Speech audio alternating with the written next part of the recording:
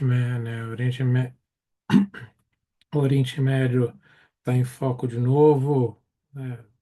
Praticamente nunca sai, não pelo que nós gostaríamos, mas pelo que é. E por isso mesmo eu sempre brinco, tento desanuviar um pouco com os meus estudantes para falar de assuntos tão, né, sérios, pesados, de que quem estuda Oriente Médio nunca morre de tédio, né? Porque é uma região que não para, e aí eu falo com toda, eh, com toda a seriedade. Quem consegue compreender as dinâmicas que ocorrem no Oriente Médio consegue compreender qualquer outra região do planeta, porque é definitivamente a mais complexa, a mais difícil de compreender. Então, por isso mesmo, hoje, né, do que desse mini curso, o Irã estou começando, né, então até da forma mais correta, a República Islâmica do Irã ocupa realmente um lugar singular no sistema internacional. Frequentemente é apresentada como um ator problemático ou imprevisível. Sua política interna e externa só pode ser compreendida a partir de uma estrutura específica do seu regime. É isso que difere o Irã de tantos outros atores, não só da região, mas, né, no mundo inteiro. Irã não é apenas mais um Estado, né, com um governo religioso, mas sim um sistema político deliberadamente construído para resistir às pressões externas e conter as transformações internas que tenham ocorrido rapidamente ao longo desses anos. Esta apresentação, portanto, tem como esse objetivo explicar os fundamentos institucionais, jurídicos e internacionais do regime iraniano, conectando a política doméstica e o comportamento externo. E aí, fazer aqui um disclaimer para variar o problema, sempre aqui em casa, que fica entre o computador e a cadeira. Gente, eu vi televisão branca e preta, eu sou das antigas, consegui fazer duas coisas ao mesmo tempo aqui, eu não consegui. Então, eu pedi para o Vitor colocar a apresentação e ir passando, né, para mim. Então, isso, Vitor. A primeira questão é por que o Irã é central para o Oriente Médio e para o mundo? Esse é um ponto fundamental. Tá? O Irã é central por razões que vão muito além da ideológica barra religiosa. Trata-se de uma potência regional com grande população, em torno de 92 milhões de habitantes, recursos energéticos, isso todo mundo sabe, né? Petróleo e gás, relevantes e a localização estratégica, especialmente em relação ao Golfo e ao Estreito de Hormuz. E aí eu digo o Golfo porque isso é um detalhe, entre aspas, detalhe, que é importante que dependendo de como você se pronunciar referente ao Golfo, você está tomando posições políticas. Se você falar Golfo Pérsico, você está agradando iranianos e desagradando árabes. Se você disser Golfo Arábico, é o oposto, você está agradando, né, os países árabes e desagradando os iranianos. Portanto, cuidado ao se referirem a essa porção geográfica. Para ficar neutro, o Golfo. E esse Estreito de Hormuz é importantíssimo porque passam ali diariamente entre 23 e 25% do petróleo, né, consumidos no mundo inteiro todos os dias. Por que eu estava falando entre 23 e 25? Porque, dependendo das fontes, varia um pouco. Mas, se forem só 23 ou no máximo 25, o impacto é o mesmo. Ou seja, ali você tem essa capacidade de se fechar para navegação, essa, essa passagem oceânica tão estreita, você para a economia global. O petróleo ainda é e continuará sendo por alguns anos a principal fonte energética do mundo, do mundo. E, portanto, é por isso que tem essa atenção gigantesca do mundo inteiro em relação ao que acontece no Irã.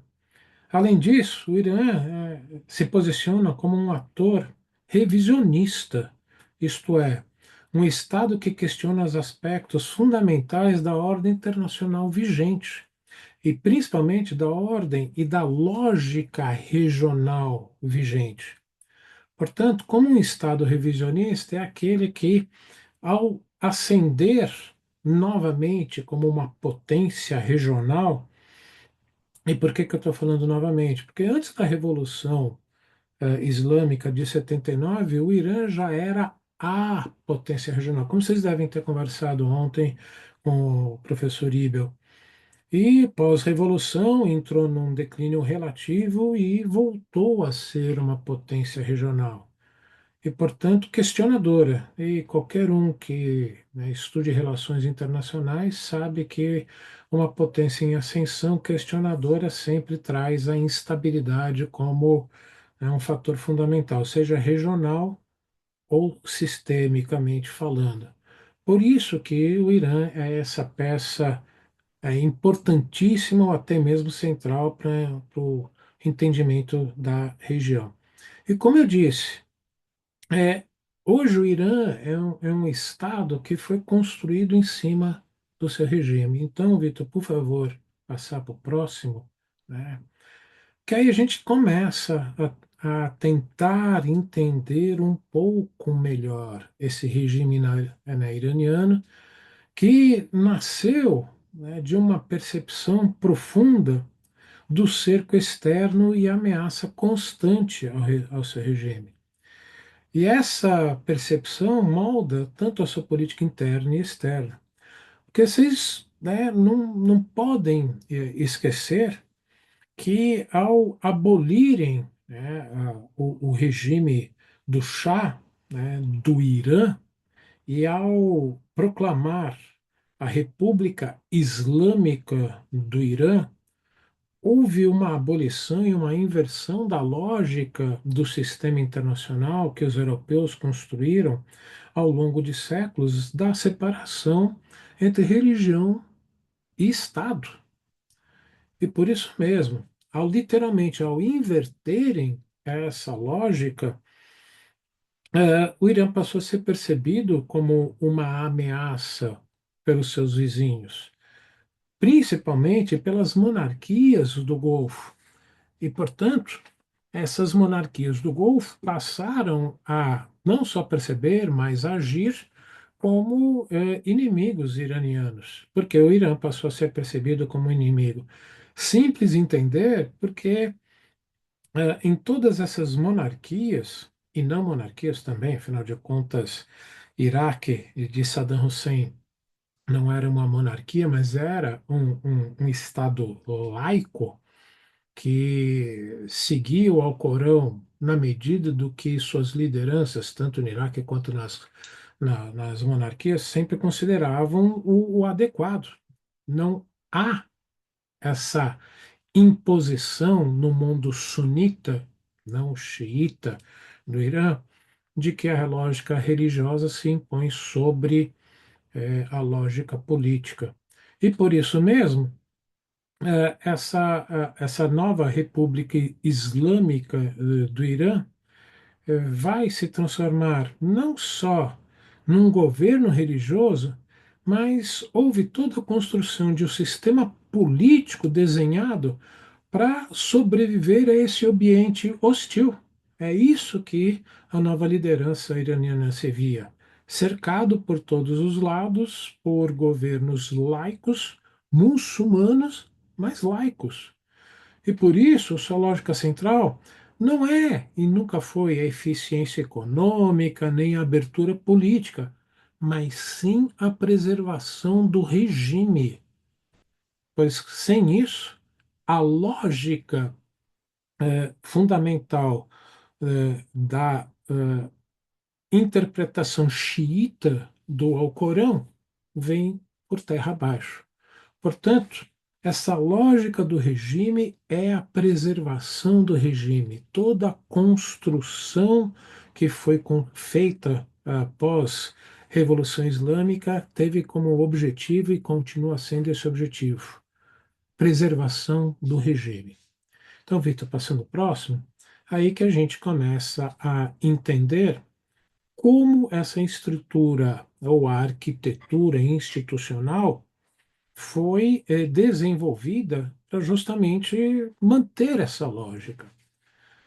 A República, né, Islâmica do Irã possui, portanto, uma institucionalidade complexa e híbrida. Ela combina instituições eleitas, como a presidência, o parlamento, com órgãos não eleitos de controle religioso e ideológico. Portanto, essa estrutura cria múltiplas camadas de supervisão política, dificultando mudanças rápidas e impedindo que eleições coloquem em risco os fundamentos do regime. E como é que isso se dá? Isso se dá através do poder, principalmente do líder supremo, o Ayatollah Mor, hoje Ayatollah Khamenei e Ayatollah Khomeini, o fundador, né, da República Islâmica. Ou seja, a palavra final no Irã é do líder supremo. E a palavra final que já chega, vamos dizer assim, filtrada pelo Conselho dos Guardiões, um conselho formado de 12 membros, sendo que 6 são escolhidos pelo próprio líder supremo e 6 que são escolhidos pelo judiciário e todos os membros do parlamento. Portanto, esse Conselho dos Guardiões tem o poder de supervisionar presidente, parlamento, os ministros, inclusive escolhidos, né, pelo presidente, e que tem esse papel de filtrar aquilo que é considerado legítimo diante do Alcorão e do que não é legítimo.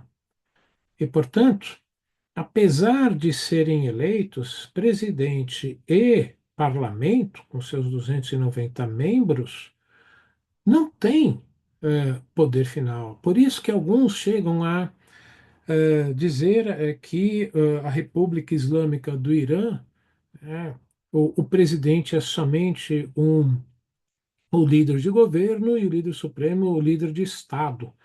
Na verdade, o líder supremo é o líder de tudo, porque até mesmo as escolhas para o gabinete do presidente passam pela supervisão do líder religioso. E ainda há a Assembleia, né, dos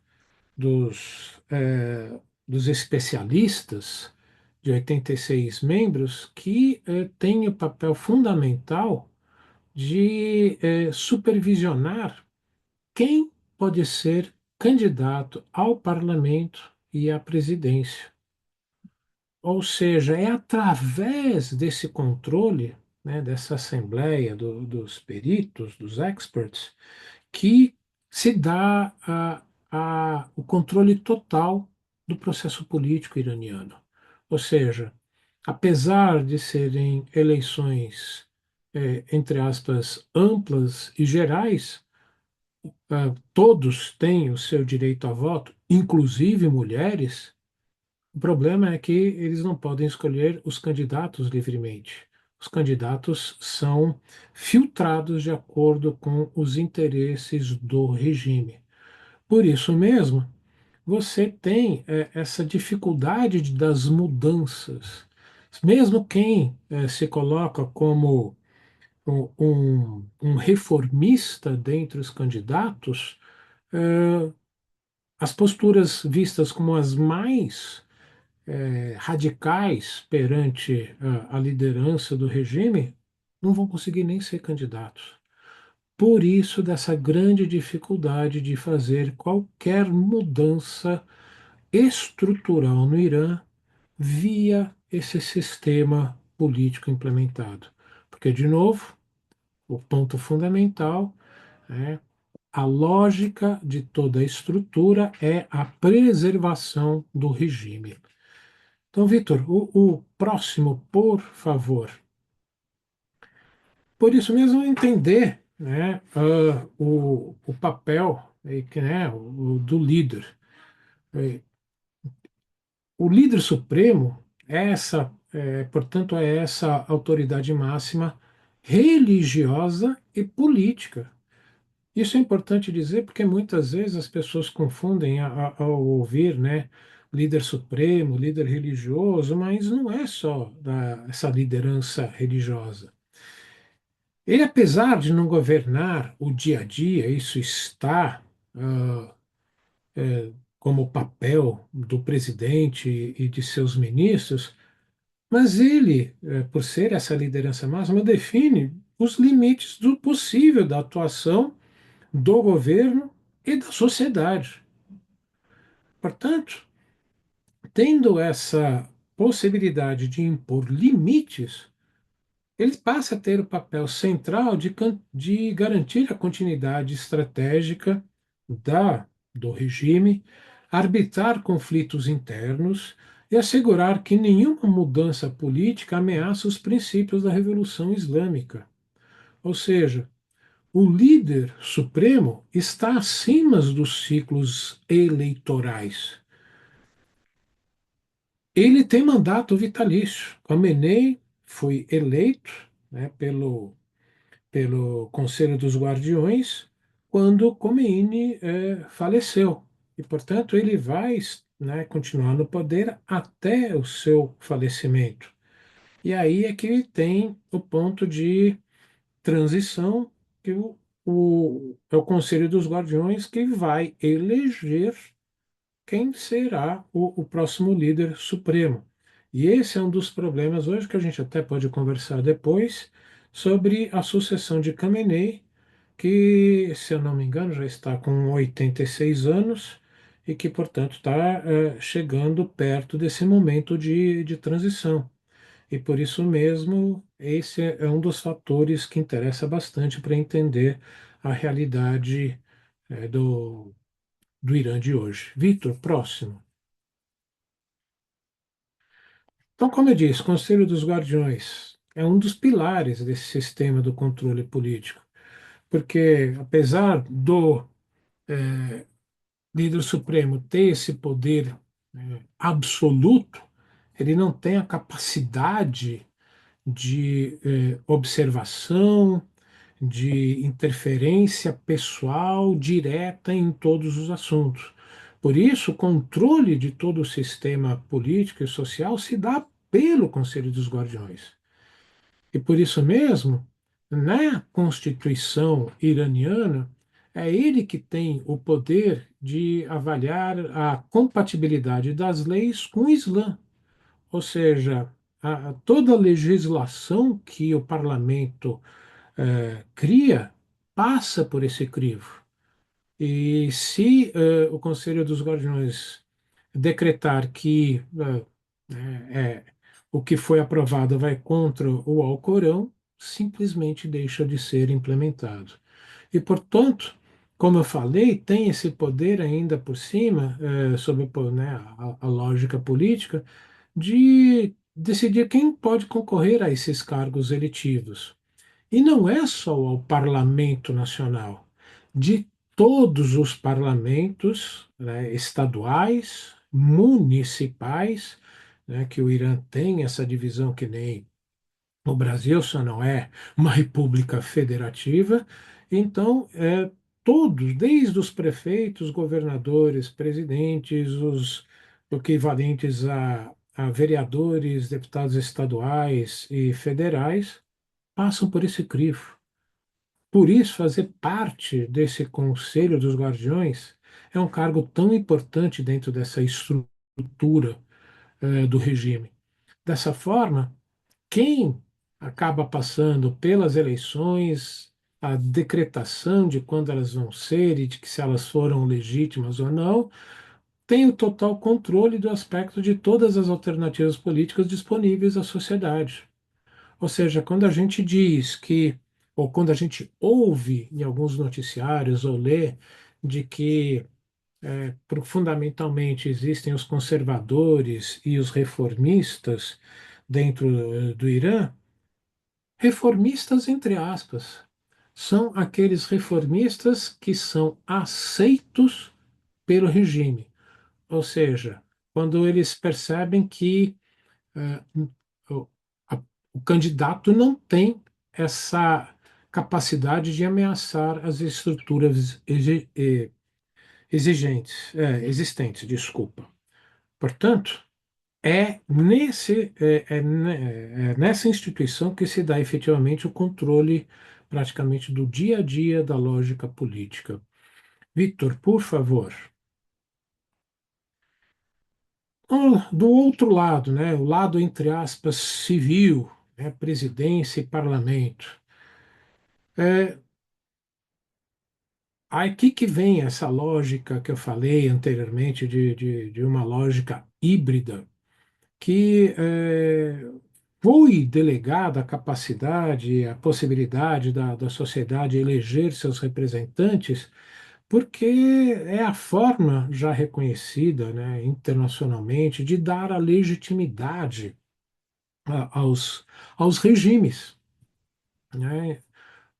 Coreia do Norte, República Popular da China, todos os outros regimes autoritários também têm alguma forma de eleição para dar legitimidade popular ao regime existente.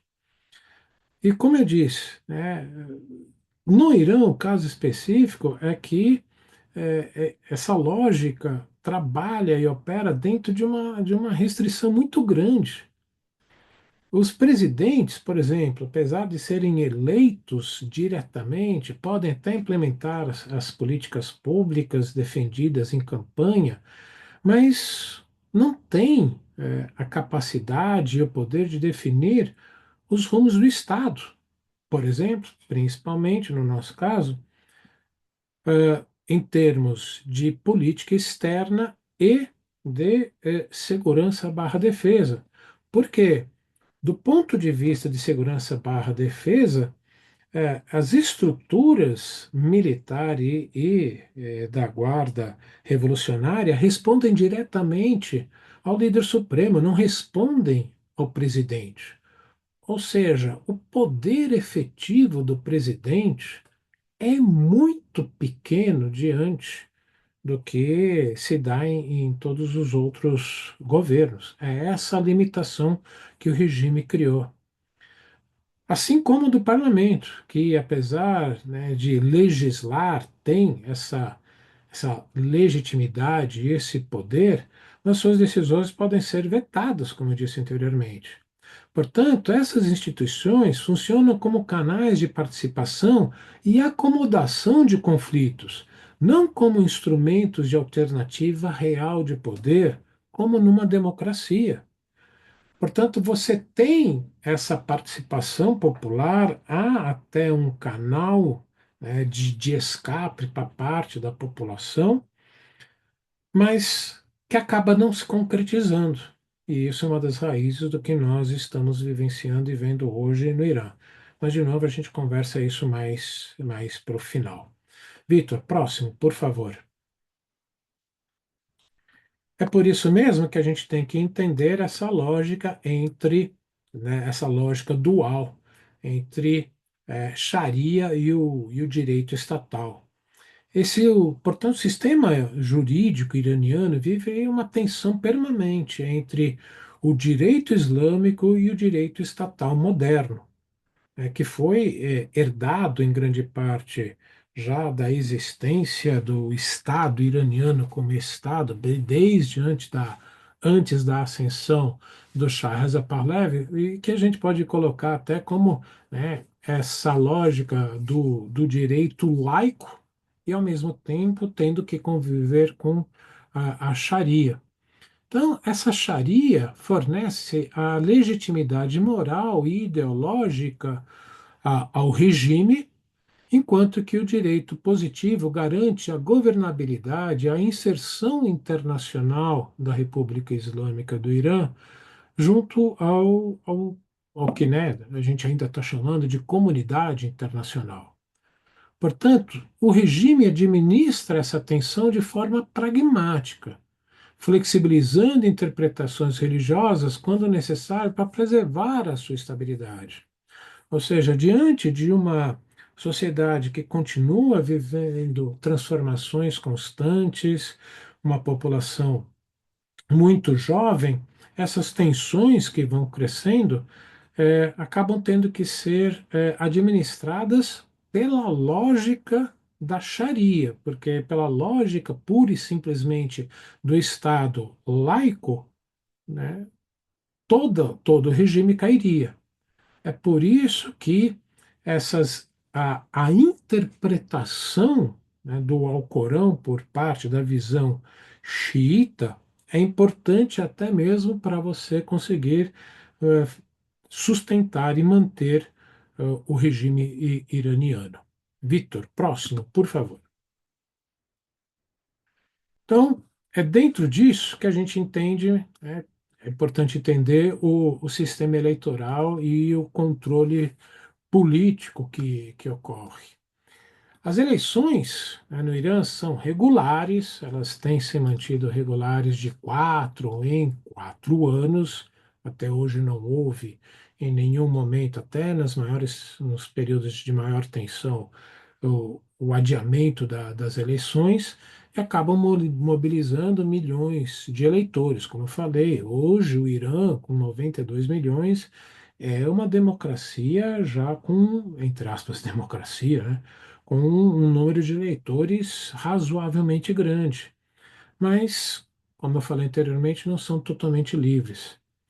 Quando as frustrações sociais ultrapassam os limites tolerados por essa sociedade, que surgem os protestos, que costumam ser reprimidos de forma muito dura, ou pela polícia religiosa ou por as outras estruturas estatais de repressão. Portanto, essa repressão não é um desvio do sistema, mas parte estrutural do modo como o regime preserva a sua autoridade. Ou seja, toda a lógica de construção das estruturas repressivas do Estado iraniano foram feitas para que o regime não possa e não consiga ser contestado. É isso que a gente tem que entender. Não é para preservar os direitos dos cidadãos, e sim para preservar o regime no poder. Ok? Vitor, por favor, próximo. Então, é dentro dessa lógica de funcionamento interna do Irã é que a gente começa a entender a lógica de funcionamento da política externa iraniana. Se a lógica interna é a lógica de preservação do regime, desse regime controlado pelos ayatollahs, a lógica externa é subordinada a essa visão de mundo dos ayatollahs.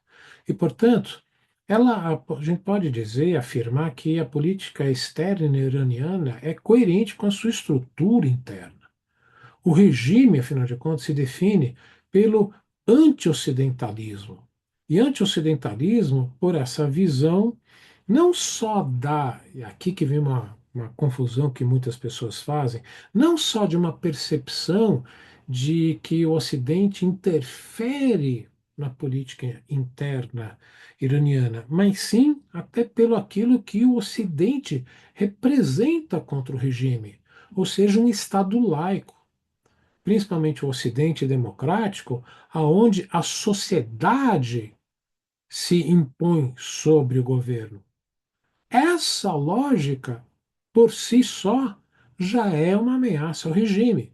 E por isso, não só por todas as ações que os Estados Unidos tomaram contra o Irã pós 1979, a existência dessa lógica no Ocidente é vista como uma ameaça, né, ao regime iraniano. Portanto, a política externa iraniana combina elementos ideológicos, simbólicos e estratégicos para a preservação do regime. E para o próprio regime, essa postura reforça sua liderança no campo da resistência, entre aspas, regional e legitima todas as alianças com atores não estatais engajados no confronto com os Estados Unidos e com Israel. Portanto, a lógica da política externa iraniana tem que ser entendida dentro dessa lógica de preservação da estrutura teocrática da República Islâmica Iraniana, pelo simples fato de que a existência de valores ocidentais não religiosos sobre a lógica estatal não vai ser nunca admitida pelo regime. Vitor, o próximo, por favor. E por que que então tem dentro, né, dessa lógica o não reconhecimento do Estado de Israel, que é um dos eixos centrais da política externa iraniana? É porque fundamentalmente olhando, né, para a situação de Israel no contexto da região, é que essa postura combina os elementos ideológicos e simbólicos. Ou seja, você tem a presença de que o Israel representa não só esse Ocidente dentro do, do espectro regional do mundo muçulmano, mas tem essa visão de que é o braço de interferência direta ocidental barra americana na região. E, portanto, quando se conforma, né, essa expressão de eixo da resistência, é essa resistência à interferência ocidental barra israelense no mundo muçulmano como um todo, em especial no Oriente Médio. E por isso, fazer as alianças com esses atores, novamente, a presença deles é tão importante nesse processo, contra Israel, passa a ser peça fundamental para o regime iraniano. Por quê? Porque é visto por parte do Irã, né, de que tanto a lógica do sistema internacional que foi criada por esse Ocidente, como pela própria presença ocidental via Israel, cria uma lógica de desigualdade e hostil que justifica tanto a política, a postura de política externa iraniana contra o Ocidente, mas principalmente contra Israel.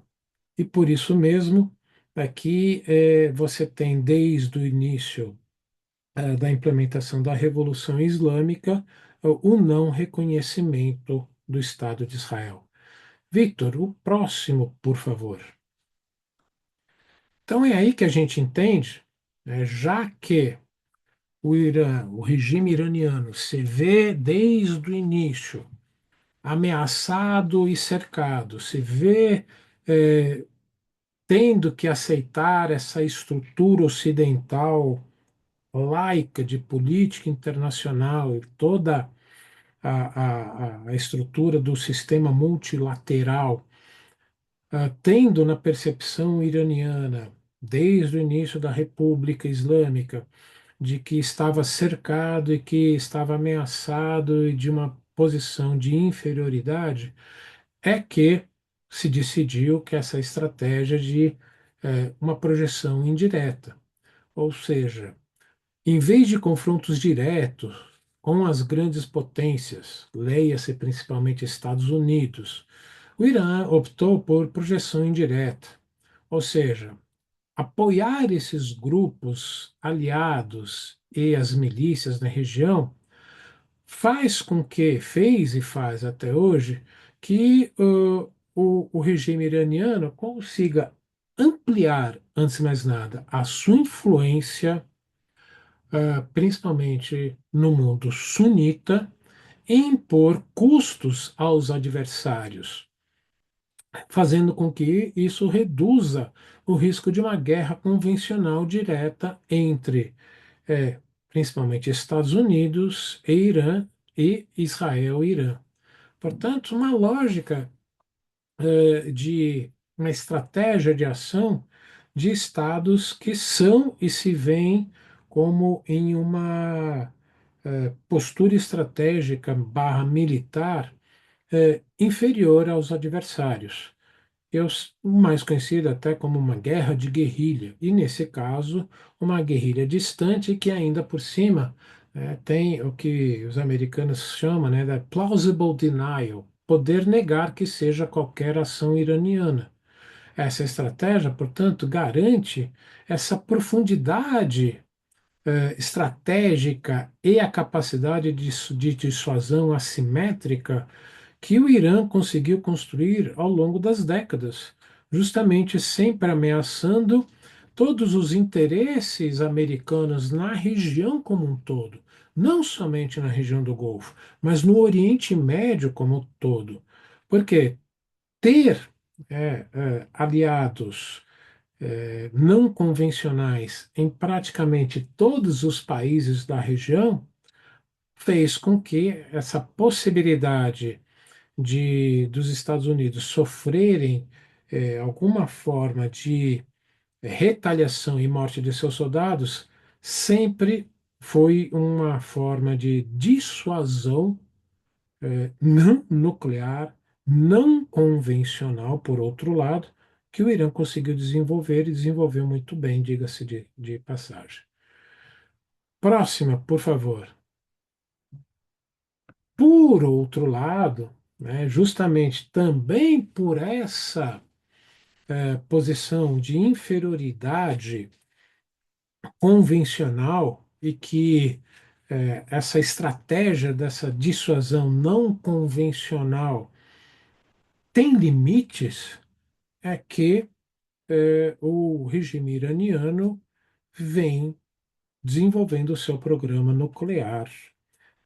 Diga-se de passagem, um programa nuclear que teve início antes da própria proclamação da República Islâmica, ainda sob o Shah Reza Pahlavi, mas que naquele momento não tinha nenhum aspecto de um programa nuclear com um viés militarizado.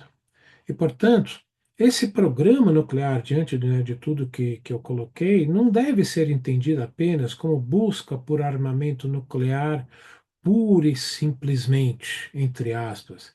Ele representa para essa lógica do regime iraniano e até mesmo para uma boa parte da sociedade iraniana, como a soberania desse eixo de resistência e, portanto, um status internacional e uma capacidade de barganha do regime iraniano perante as potências globais, sistêmicas, em especial dos Estados Unidos. Isso dá porque, ao dominar o ciclo nuclear, o Irã sinaliza que não pode ser mais ignorado e cria uma carta de negociação diante de sanções e pressões externas. E por isso há uma discussão gigantesca se efetivamente o governo iraniano buscaria ter a arma nuclear efetivamente ou desenvolveu a tal ponto o seu programa nuclear de estar próximo o suficiente, ter essa capacidade de construir, né, um armamento nuclear como uma forma de conseguir negociar e fazer barganha. Se é um, é outro, depende da perspectiva de cada analista, mas sem dúvida alguma, esse programa nuclear foi desenvolvido para fins também militares a partir principalmente dos anos 2000. Então, Vitor, próxima. É por isso mesmo que a gente entender as sanções, né, ao programa nuclear, as sanções que o Conselho de Segurança das Nações Unidas, né, colocou, é tão importante nisso. Elas foram aprovadas, né, no Conselho de Segurança e eu sempre digo, né, se essas 5 sanções foram aprovadas, é porque, no mínimo, Rússia, o maior aliado extra-regional iraniano, deixou passar. Em boa parte dessas resoluções, se não todas elas, as Rússias se absteve. E ao se abster, é passar, né, o recado diplomático de que não concordava com o que o Irã estava fazendo com o seu programa nuclear. Porque foi justamente a Rússia que deu o grande apoio para o programa iraniano se desenvolver em escala. Teve uma participação chinesa, mas não tão importante assim. Efetivamente, foi o governo russo que ajudou, inclusive, na venda de equipamentos fundamentais para as usinas nucleares iranianas, que uma delas, um desses equipamentos que serviu de base para várias dessas sanções, que foi detectada a presença de uma partícula altamente enriquecida né, na parte do equipamento, e que a justificativa do governo iraniano foi de que veio contaminado da Rússia, não foi aqui. O governo russo, niet, niet, niet, não foi daqui, não. Portanto, é entender que se essas sanções foram aprovadas, é que há suspeitas seríssimas de que o Irã, como membro efetivo do Tratado de Não Proliferação Nuclear, estaria fazendo algo que não deveria fazer. E por isso mesmo, as sanções, principalmente econômicas, ao longo do tempo, começaram a afetar profundamente a economia iraniana. No entanto, elas produziram um efeito paradoxal. Ao mesmo tempo em que enfraquece a economia iraniana, essas sanções também acabaram enfraquecendo a própria sociedade civil e fortaleceram os setores mais ideológicos e securitizados do regime iraniano, controlados principalmente pela Guarda Revolucionária. Portanto, esses setores é que utilizaram o isolamento como justificativa para cada vez um controle maior da lógica econômica e sobre a sociedade iraniana. Então, por mais que essas sanções tenham efetivamente enfraquecido a economia iraniana, elas acabaram construindo o efeito de fazer com que o regime, principalmente através da Guarda Revolucionária, aumentasse o controle sobre a própria sociedade iraniana. Victor, próximo, por favor. Então, outro aspecto dessa inserção internacional do Irã é essa relação do Irã com o direito internacional. A gente não pode, e isso é importante porque, como eu disse anteriormente, a aceitação do Irã da própria existência do direito internacional e dessa estrutura multilateral cria uma dualidade e um problema, né, da própria existência para o Estado iraniano, para o regime iraniano. Afinal de contas, o sistema internacional baseado no direito internacional é dentro de uma lógica laica. E por isso mesmo, a relação do Irã com o direito internacional é seletiva e estratégica do ponto de vista de Teherã. Ou seja, o governo reivindica soberania para contestar as sanções e intervenções que, né, foram impostas, mas participa de tratados e instituições quando isso lhe convém. Ou seja, há aí essa dualidade presente. Esse comportamento, portanto, reflete menos uma excepcionalidade iraniana e mais as assimetrias estruturais do sistema internacional. Porque se pararmos para pensar, o que as grandes potências vieram fazendo ao longo, né, desses últimos 80 anos Não é nada muito diferente. Seletividade em relação ao direito internacional. Mas a que chama mais atenção do caso iraniano, não só porque não é uma grande potência, talvez no máximo potência regional, mas por justamente ser esse regime teocrático. É um regime teocrático que, quando lhe interessa, sabe utilizar muito bem o sistema multilateral e a lógica do direito internacional.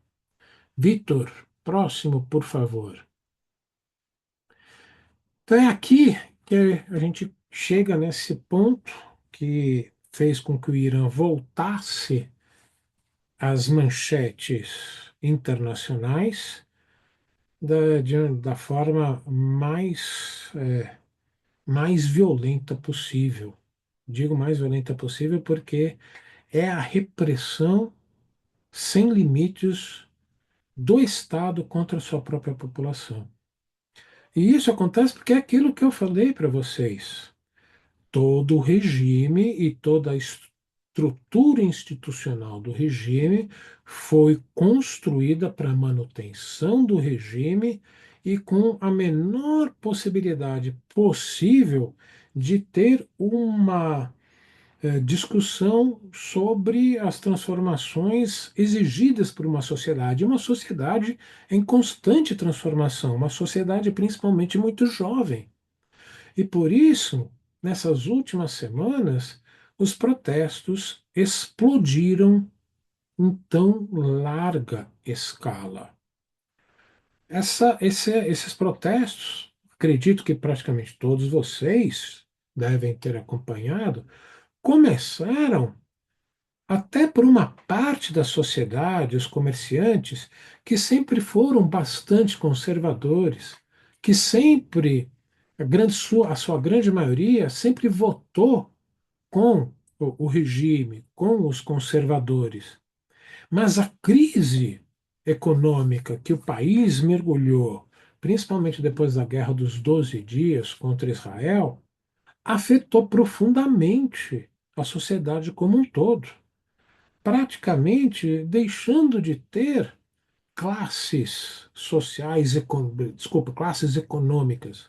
Houve um empobrecimento generalizado da sociedade iraniana, fazendo com que as insatisfações econômicas, que levaram, consequentemente, a insatisfações sociais em larga escala, diferentemente de outros períodos de revoltas, essas revoltas não foram por é, faixa etária, mais jovens, normalmente universitários, nas ruas protestando.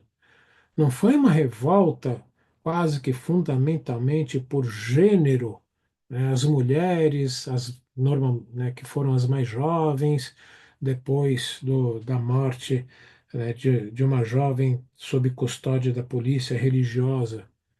Foi uma revolta de toda a sociedade. Foi isso que chamou atenção e foi isso que levou a essa resposta tão violenta do regime. E essa resposta violenta, com né, a interrupção da internet no país inteiro, mostra o grau, primeiro, de desgaste da legitimidade do regime perante a sociedade, lógico, sempre entre jovens e mulheres, mas também diante a desgaste da legitimidade da essência do regime, das principais discussões necessárias por parte da população não serem atendidas, justamente porque o parlamento não representa essencialmente a sociedade como um todo. Os candidatos são aqueles que somente são aprovados pelo Conselho dos Guardiões. Portanto, eh, hoje o regime sobreviveu a mais esse protesto, mas é um regime que não vai conseguir dar as respostas necessárias e na velocidade necessária. Por quê? Para conseguir melhorar a situação econômica dos comerciantes, portanto, melhorar a economia como um todo, para conseguir melhorar a capacidade da sociedade viver diante das restrições sociais, como vários países do Ocidente estão passando, o regime não vai conseguir dar as respostas necessárias para essa sociedade. Próximo, Vitor. Então, o que que a gente tem? A gente tem hoje essa República Islâmica do Irã, que é um regime sob forte pressão, tanto interna quanto externamente, mas que não entrou em colapso, pelo menos por enquanto. As forças de repressão continuaram fiéis ao regime. Enquanto elas continuarem fiéis, eh, o regime vai se manter no poder, independente do custo de vidas que o regime precise reprimir e matar. Sua estrutura, portanto, foi desenhada para resistir a crises prolongadas e pressões externas. Compreender o Irã exige, portanto, abandonar análises simplistas e reconhecer que ele continuará sendo um ator central e desafiador, tanto do nível sistêmico quanto no regional, e diria até principalmente no regional, no futuro previsível. Então é isso, gente, que eu queria colocar por enquanto para vocês, e aí agora abrir para perguntas, dúvidas, que eu acho que é o que mais interessa para vocês nesse momento. Ok? Obrigado, Vitor, pela assistência. Obrigada, professor Gunter, pela maravilhosa, interessantíssima aula. Bom, como o professor disse, agora a gente vai entrar no nosso momento de perguntas e respostas. Você pode escrever sua pergunta ali na caixinha do Q&A, que está na parte inferior do Zoom, que é uma caixinha com pontos de interrogação. A gente já tem uma pergunta aqui, professor, mas antes da gente dar segmento, eu queria lembrá-los de preencher a lista de presença. Eu enviei aqui no chat, então, se você quer o certificado de horas complementares desse curso, eu peço, por favor, que você preencha a lista, porque é mediante essa lista que a gente vai entregar o certificado aos aptos. Bom, a pergunta aqui é do Henrique, e ele diz: o Catar esteve em conflito por alguns anos com as demais nações do Conselho de Cooperação do Golfo. Podemos dizer que o Catar tem um maior alinhamento com o Irã do que as demais nações do CCG? Henrique, não é alinhamento, é pragmatismo. Catar divide com o Irã a soberania de um gigantesco poço de gás e que, portanto, tem que ser uma exploração coordenada. Afinal de contas, né, a soberania é uma lógica humana construída em cima de uma lógica geológica que existia milhares de anos antes da gente criar as soberanias estatais. É por essa realidade que o Catar teve que ter, desde o início da, da Revolução Islâmica, esse pragmatismo. E uma relação que era aceita sem problemas até a ascensão de Mahmoud Ahmadinejad como presidente do Irã.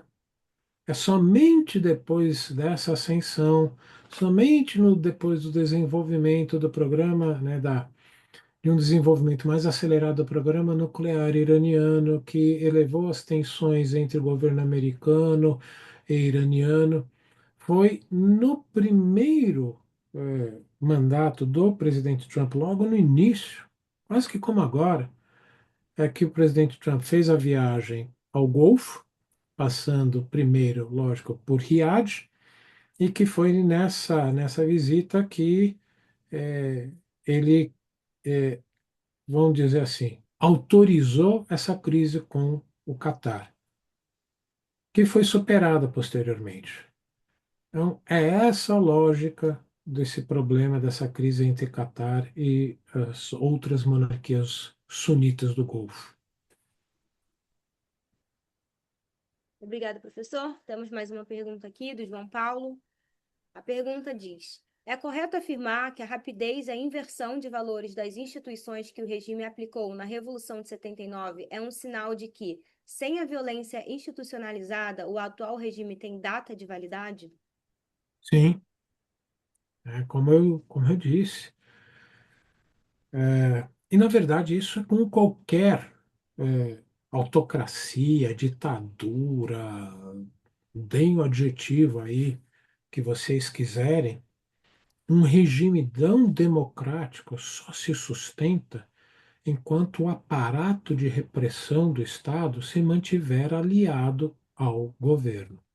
Vamos olhar, vocês provavelmente devem ter conversado com o Ibel ontem, a queda do Shah Reza Pahlavi. A queda só se deu quando as forças policiais e as forças armadas desobedeceram o Shah na repressão à sua população. Então, isso é uma lógica, não é do Irã. Isso é uma lógica de qualquer regime não democrático. Só se mantém no poder pela repressão. E é por isso que, vamos olhar aqui do lado, né, Venezuela. É por isso que todo regime não democrático sempre procura dar benesses para os membros, né, das instituições repressivas, benesses grandes o suficientes, esses incentivos para eles permanecerem leais ao regime, porque sabem que se perderem essas benesses, vão ser, no mínimo, perseguidos, mortos, ou, se passar por um regime democrático, perderem todas essas benesses. Então, enquanto houver isso, e o regime está, por enquanto, mantendo essas instituições leais. Por quanto tempo? É difícil dizer. Obrigada, professor. Por enquanto, não temos mais perguntas. Agora é a sua oportunidade. Se você ainda não fez a sua pergunta.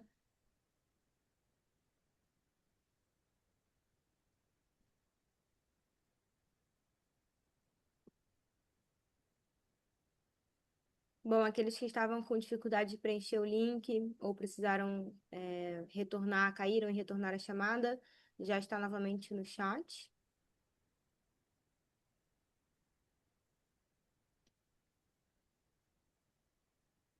Bom, professor, sem mais Acho perguntas. que pena, mas acho que deu para deixar aqui a ideia central para o pessoal Surgiu uma raciocinar em última cima dele. aqui. Se quiser Ah, finalizar com essa, acho que é uma boa pergunta para a gente caminhar ao final. O que você vislumbra para o futuro próximo do Irã? de quem que é? Da Graça. Olha, Graça, primeiro, futuro próximo do Irã. É, eu tinha deixado ali, quando eu falei do papel do líder supremo, para ver se despertava uma curiosidadezinha em vocês. Ah, quando Ayatollah Khomeini faleceu, o sucessor natural dele era Ali Khamenei. Khamenei era o braço direito de Khomeini e Khamenei fazia parte do Conselho dos Guardiões. Foi colocado pelo Khomeini lá para ser o sucessor natural. Hoje, Khamenei, de novo, como eu disse, se eu não me engano, com 86 anos, uma saúde que já não está tão boa, tá? Está chegando perto, né, da sua fase final. Não existe um sucessor natural. O neto do Khomeini se candidatou para o Conselho dos Guardiões, mas não foi eleito na última eleição. Se ele tivesse sido eleito, sem dúvida alguma, ele seria o sucessor natural de Khamenei pelo sobrenome, Khomeini. neto do fundador da República Islâmica. Então, a gente tem um Irã hoje que está sob estresse, não só do que apareceu agora, né, na mídia, de toda essa revolta da sociedade contra o regime, mas por esse problema de sucessão do Khamenei, em que você tem diferentes facções dentro do próprio, né, grupo clerical. Há alguns mais, como eu disse, entre aspas, reformistas. E reformistas significa dar o mínimo de resposta à sociedade e é, tentar ter um mínimo de convivência pacífica internacional. Isso é ser reformista no Irã. E, portanto, não são muito bem vistos, né, pela grande maioria conservadora. E depois da Guerra dos Doze Dias, e depois de toda essa última, eh, a mais próxima, né? Não vou falar a última porque pode passar a impressão de que não vai ter outra. Não, eu acredito que vai ter outra sim. Se nada mudar, vai ter. Portanto, hoje o regime sofre esses dois desafios, da sua legitimidade perante a sociedade e da própria sucessão do regime, da sua estrutura do Ayatollah. E como eu tentei colocar para vocês, o Ayatollah Mor tem esse papel fundamental. Se houver disputa e não houver consenso, a legitimidade do regime pode falir por dentro, desmoronar internamente. É por isso que é difícil dizer, né? Primeiro definir o que é futuro próximo do Irã, o quão próximo a gente está desse processo. Muito difícil. Mas que eu vejo que do jeito que está, não dá para eles continuarem. Mudanças vão ter que ocorrer, porque a legitimidade, a contestação da legitimidade foi explicitada para o mundo. E até mesmo governos aliados do Irã se constrangeram diante do grau e da violência que foi feito.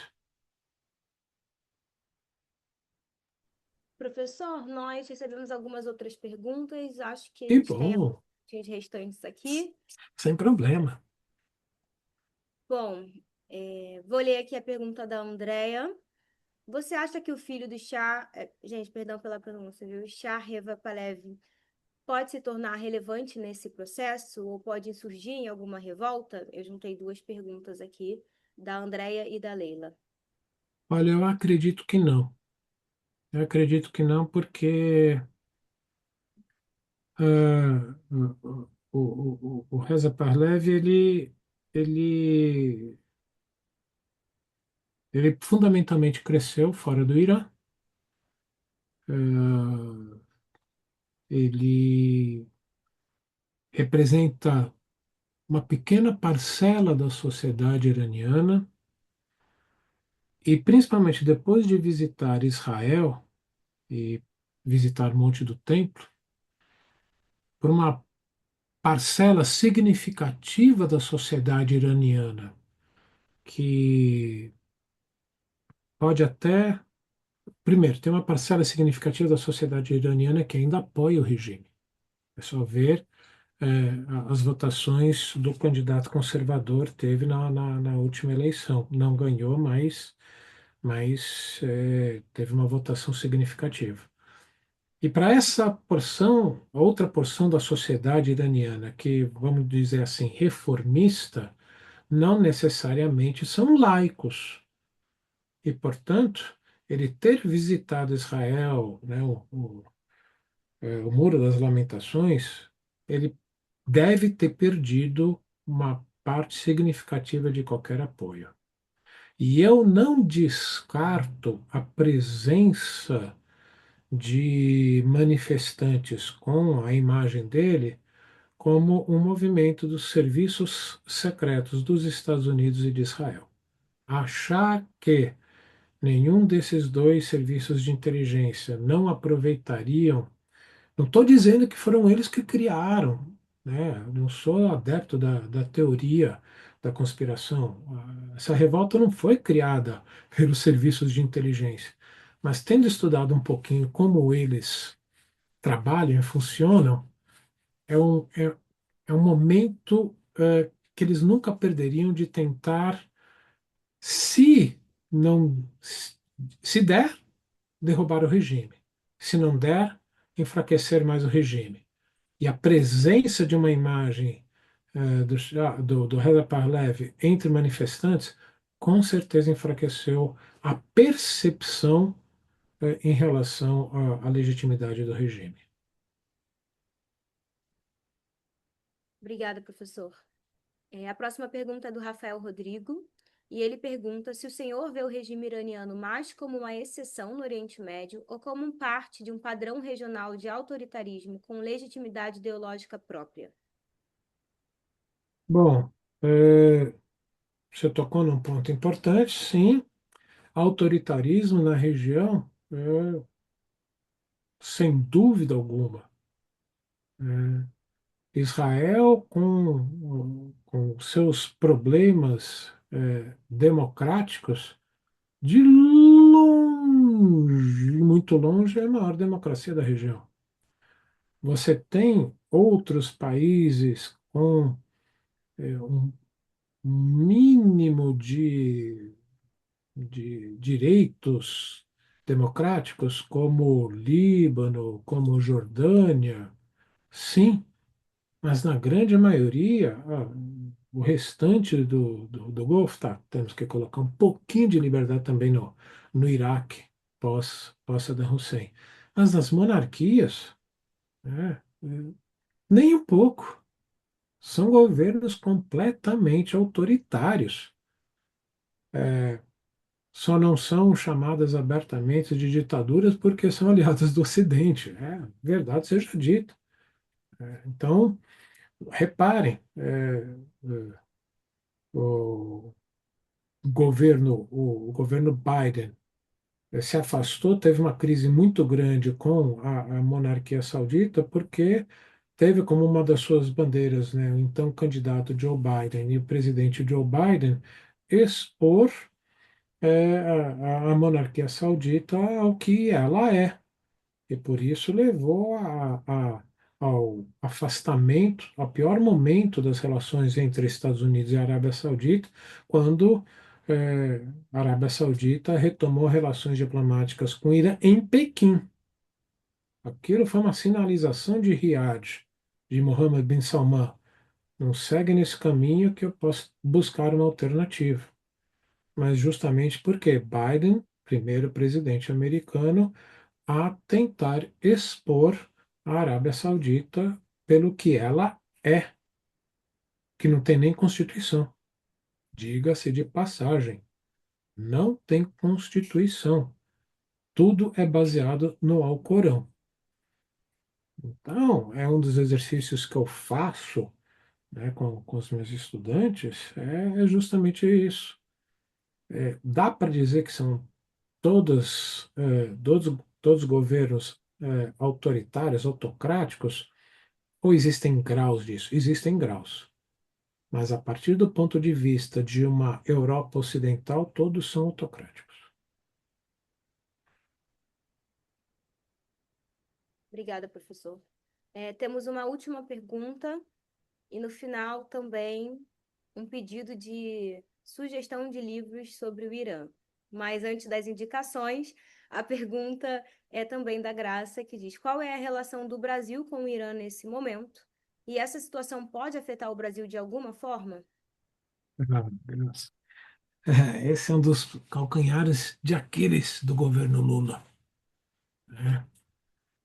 Justamente porque a nota diplomática do governo Lula em relação a toda essa matança foi assim a escancaração de dois pesos e duas medidas, no meu entender. Tá? As relações entre Brasil e Irã de novo, deve ter aparecido bastante, apareceu, né, na mídia bastante, um superávit primário muito grande, principalmente pelas nossas exportações de commodities alimentícias para o Irã. Portanto, o Irã é um parceiro comercial importante para o Brasil. Agora, né, um outro parceiro dentro do BRIC Plus, um grupo que está ficando cada vez mais autocrático e menos democrático, e que, diante de um governo do PT que passa a ter cada vez mais explícita essa dubiedade, carrega um peso para a percepção dos governos da Europa Ocidental em relação ao Brasil. Por que que eu falo da Europa Ocidental? Bom, é só quem acompanha um pouquinho o Trump vê, né? Democracia não tem importância nenhuma para ele. Para os governos da Europa Ocidental, para o governo do Canadá, sugestão, leiam o discurso do primeiro-ministro canadense ontem, terça-feira, em Davos, interessantíssimo. O que que eu quero dizer com isso? Governos que tenham como base valores como direitos humanos, ter relações tão próximas com o governo do Irã mancha a sua reputação. Ter relações comerciais é uma coisa, ter relações diplomáticas próximas é outra. Então é isso que hoje o governo do Brasil sofre. Quanto à indicação de leitura sobre o Irã, assim, de bate-pronto, gente, primeiro eu tenho péssima memória, né, para nomes, nomes de livros, tem péssimo. Por isso que eu nunca pensei em tentar estudar a área de inteligência nem nada disso, porque com essa memória, né, não ia conseguir nunca ser nada na área. Segundo, tô me recuperando de uma cirurgia com um monte de remédio, então a memória está aqui, a cabeça está meio embaralhada. Mas eu prometo para vocês, vou buscar fazer uma lista, passo para o pessoal e eles repassam para vocês. Tá bom, Graça? Perfeito, repassamos sim, com toda certeza. Bom, finalizamos as nossas perguntas, professor, se você quiser encaminhar alguma fala final. Olha, só quero agradecer a paciência de vocês. Obrigado. Muito obrigada, professor, como sempre, pela sua disposição em trabalhar com o Leon. Nós adoramos ter você conosco. Obrigada a todos que estiveram presentes aqui nessa aula, professor Denison, que também está aqui conosco, e ao meu colega Vitor, pela assistência com o professor. Fico feliz que Obrigado, vocês Vitor. tenham engajado nesse tema. Amanhã nós teremos a última aula desse mini curso, que será ministrada pela professora Helena Xeren, sobre gênero, direitos humanos e resistência no Irã contemporâneo. Um assunto também importantíssimo, que vai agregar demais a essas duas aulas que já foram ministradas. Então, nos vemos amanhã às 19h30, horário de Brasília, e 18h30 de Manaus. Muito obrigada a todos, tenham uma ótima noite. Obrigada, professor, mais Obrigado, uma gente. vez. Se E cuidem. Tchau, tchau. tchau.